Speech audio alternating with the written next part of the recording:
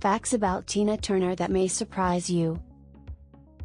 Tina Turner and her dancers taught Mick Jagger their dance the pony, backstage at London's Royal Albert Hall, in 1966 while supporting the Rolling Stones, which he eventually transformed into his own characteristic dancing technique. Turner wrote in her autobiography, "Not that he ever gave me and the girls credit for his clever new footwork." Her new husband compelled her to attend a live sex show, the night after her hasty wedding to the renowned Ike Turner in Tijuana, Mexico in 1962. Tina was so ashamed that she couldn't even bring up the dreadful occasion for decades. Bryan Adams reunited with Tina Turner to play All for Love, his 1993 collaboration with Rod Stewart and Sting, at her 2013 wedding to Erwin Bach, after forming a solid connection when he supported her on 1985's Private Dancer tour.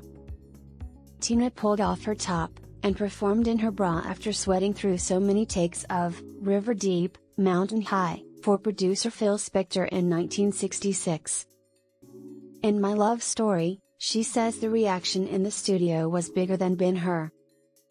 Tina was back on stage 2 days after the birth of her son Ronnie in 1960, under Ike's ruthless regime where no show meant no money.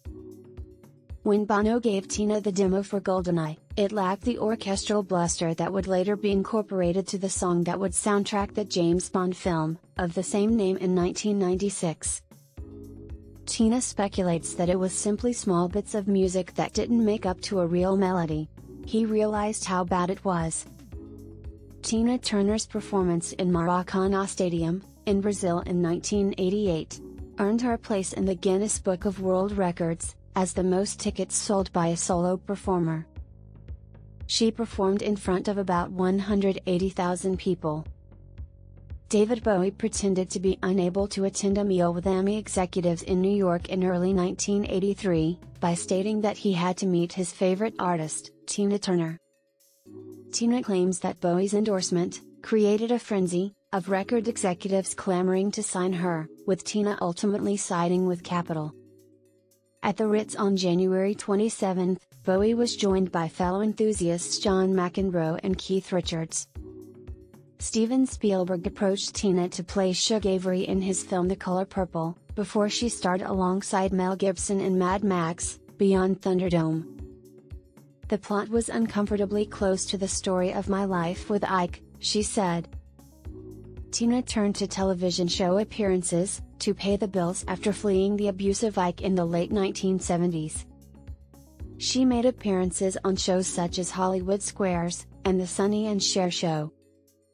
Despite the fact that Tina claims Ike barred her from accessing her money during their engagement, she nonetheless managed to land herself a Jaguar in 1970. After Tina and Sammy Davis Jr. did a show together in Las Vegas, Sammy Davis Jr. gifted her the beautiful white XJ6. Mark Knopfler of Dire Straits wrote Private Dancer with the intention of recording it himself, but Tina claims his version sounded quite butch. Like something you'd hear at a tavern after a few too many pints. The song became the title track of her 1984 breakthrough album, which catapulted her career to new heights.